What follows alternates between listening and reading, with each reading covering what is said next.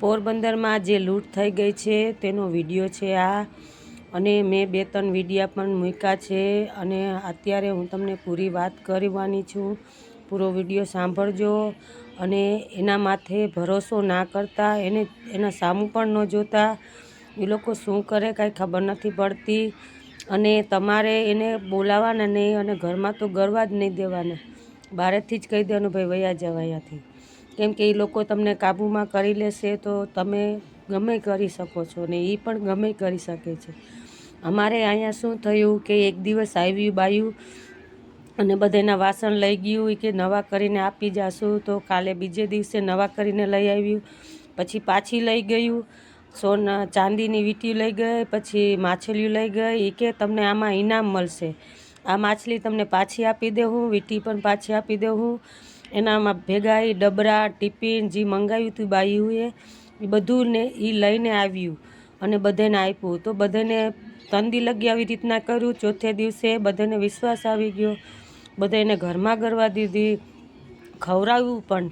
તો પછી એ લોકોએ શું કર્યું ખબર નહીં, બાયુએ દાગીના આટલા દાગીના આપી દીધા. અમારા 3 દંગા છે તો એમાં 150-200 જેવા ખોયડા છે. તો એમાંથી બધાના ઘરેથી ગયું છે, કોઈના વાસણ ગયા છે, કોઈના ચાંદીની પાયલ ગઈ, કોઈની ચાંદીની માછલી ગઈ છે, કોઈને ચાંદીનો વીંટી ગયું છે, કોઈને હાકરા ગયા છે. તો એમાં 10 ઘરના દાગીનો એટલો વયો ગયો છે, 2-3 તોલાનો દાગીનો વયો ગયો છે. કોઈનો તોલું વહી ગયું, 2 તોલા વયું ગયું છે, ચાંદી એટલું વયું ગયું છે. તો તમે આ બધું ધ્યાન રાખો અને આ તમે કોઈ પર વિશ્વાસ ના કરો. આ વિડીયો હું એટલા માટે મૂકું છું કે ક્યાંક તમે જોઈ, અમારે બાયુને આ જે બધું વયું ગયું અને બધું લઈને વયું ગયું. પહેલો દિવસ થઈ ગયો, બીજા દિવસે સવારે બાયુને ખબર પડી કે અમે આટલો દાગીનો શું કામ આપી દીધો.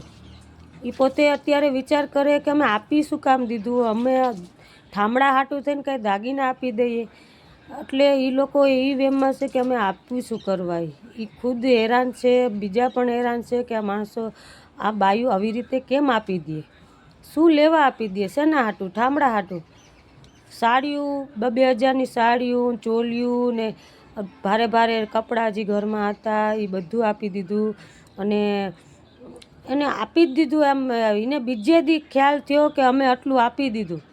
બોલો એ શું કર્યું હશે ને એ બાયું કે અમને ખબર નથી પડતી કે શું કર્યું.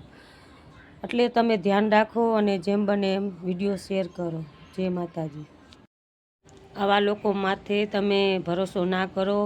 અને આ લોકો બહારના છે, હિન્દી બોલે છે, આટલી બંગડી જાજી બંગડી પહેરે છે અને કેસરી કલર જેવા સેથા પૂરે છે, અજીબ ટાઈપના જ લાગે છે, બહારના જ હોય છે, વાંગા જેવા અને ગોધરા જેવા લાગે છે. અને તમે ધ્યાન રાખો અને જેમ બને એમાં વિડીયો શેર કરો અને બધાને ખબર પડે.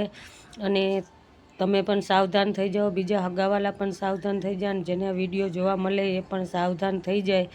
તો તમે સપોર્ટ કરો બધાને. એટલે આપણા ગુજરાતમાં, હિન્દુસ્તાનમાં ગમે ત્યાં એ લોકો હોય અને કોકને ભેગા થઈ જાય તો આ વિડીયાની માધ્યમથી એ લોકોને જાણ થઈ જાય કે આ લોકોનો ભરોસો કરવાનો નથી. તો તમે આ શેર કરો, સપોર્ટ કરો. જય માતાજી.